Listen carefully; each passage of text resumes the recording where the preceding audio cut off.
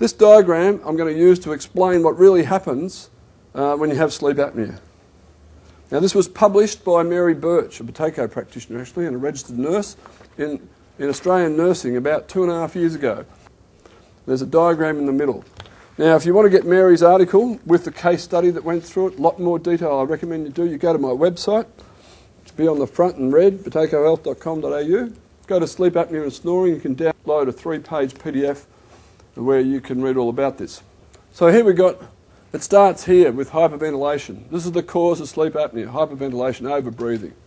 Now, first of all, you're snoring.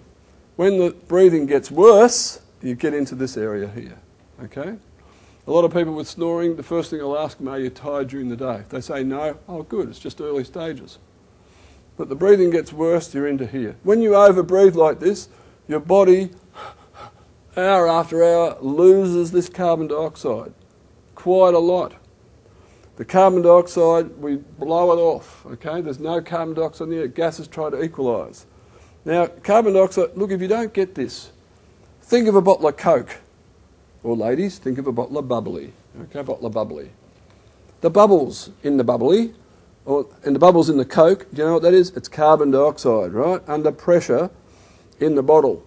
When you release the pressure by taking the lid off, you hear pfft, because the gases are trying to equalise, because you've exposed the gas under higher pressure to the atmosphere where there's virtually no pressure of carbon dioxide. If you leave the lid off, what happens to the Coke? It goes flat as, doesn't it? Okay?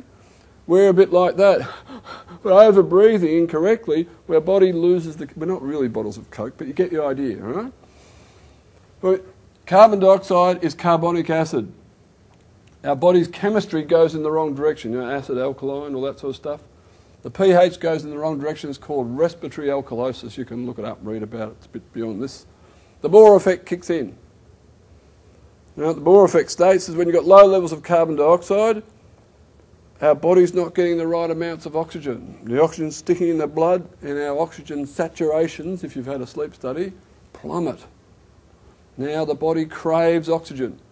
You're breathing in a way that's causing you a lack of oxygen. You don't have the propensity to asthma to wake you up, so your body stops you breathing like that.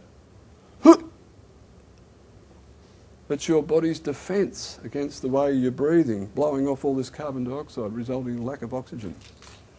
It's not a very nice defence, is it? Why is it a defence? Well, when you stop breathing, no gas can continue to be lost from your body to the atmosphere, yeah? No gas can exchange from your body to the atmosphere. But you're not dead. While you stop breathing, internal metabolism, respiration is still going on. External stop, but internal still going on. And of course, while you stop breathing, your body's always producing this carbon dioxide. So the level of carbon dioxide starts to rise because you're not losing it while you stop breathing.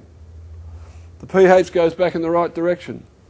The Bohr effect kicks in again. You've got a bit more carbon dioxide now, building up. So your body releases a bit more oxygen, and so you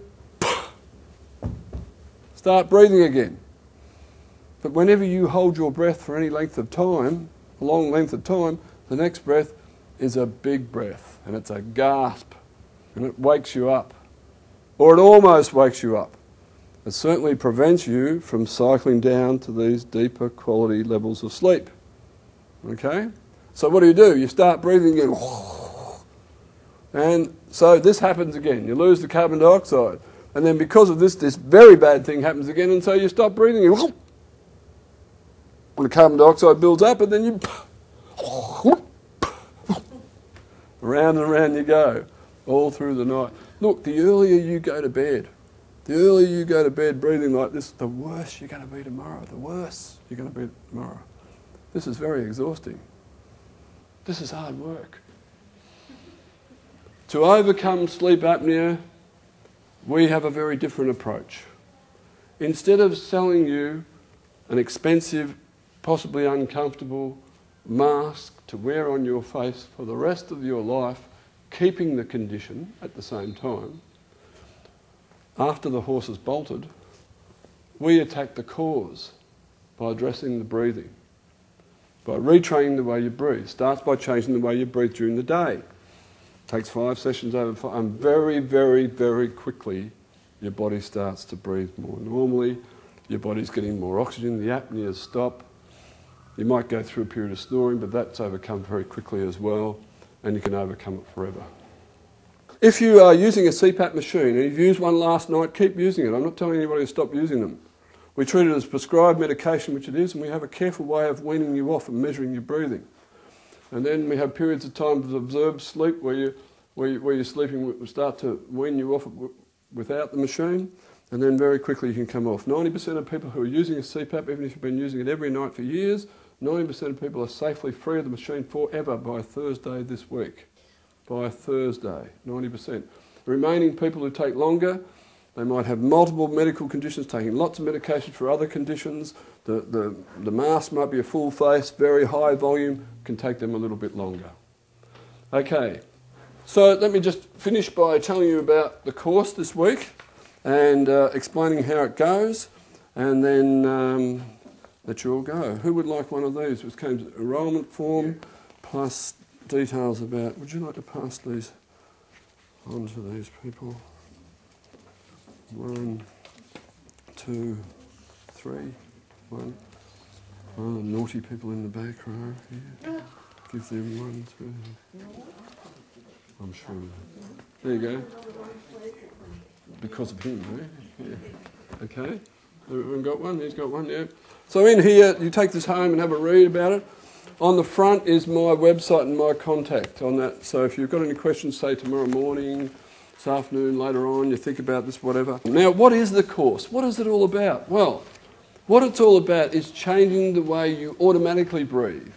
It's not just one little technique, breathing little technique that we do for a few minutes. It's about changing the way our body's automatically breathing. So it's made up of education about breathing. What sort of education? Well, education like this. Okay? Education like this. Subtle lifestyle changes. I'm going to get you to change the way, subtly, the way you cough and the way you breathe when you exercise, the way you breathe when you talk, little things like that, little subtle little things you have to change. Keeping your mouth closed is an example of breathing through your nose. Clearing your nose correctly instead of blowing and blowing and blowing is an example of a subtle lifestyle change. And the third method that we use is breathing exercises that are designed to increase your body's tolerance to carbon dioxide. And these exercises are done sitting in a chair if you're an adult, and walking around if you're under 18, if you're a child. Kids need to walk around when they do theirs. Now these exercises will take you about, you'll be expected to do them at home as well. And at the start of the week, tomorrow, it'll be taking you an extra half an hour a day, and by the end of the week they'll be taking about an hour and a quarter extra a day. But not in one sitting, just in these little 10 minutes at night before you go to bed, in the morning, spread through the day. And you'll be expected to continue the method, these exercises and the method, for at least another month so that your breathing gets back to a nice level and becomes automatic. Learning to breathe again, breathe correctly, is a bit like learning to play a simple piece of piano. Learning to ride a push bike again. Learning to drive a car again. At first it's awkward, you make mistakes, but eventually it becomes automatic. Remember when you first learned to drive a car, you couldn't even steer. Now I'm sure you don't think when you get to a corner, you just automatically put the blinker on and do it automatically. Okay? So it's a bit like that. Now the course has to be done on consecutive days. You can't do it one day a week. Now, I come to the eastern part of Melbourne 3 times a year, and this is the last week of the 3 weeks I've been here now, and I'll be back in November. The course this week, though, will be in this room at 7 o'clock each night this week, Tuesday, Wednesday, Thursday, Friday. If you can't make one day, then if it's Friday, then you can pick up the Friday later on. If you speak to me, I'll take you on anyway. If not, if you're going to miss Tuesday, Wednesday or Thursday, it's probably not worth it. Better to wait until you can do it properly. So if tomorrow night, for example, you know, there's a TV program you just can't miss, you know, the final of Dancing with the Stars or something is on. You need to get to it, okay? You can come to Roeville at 1 o'clock, and then tomorrow night, the next night, you can mix and match during the week according to your circumstances.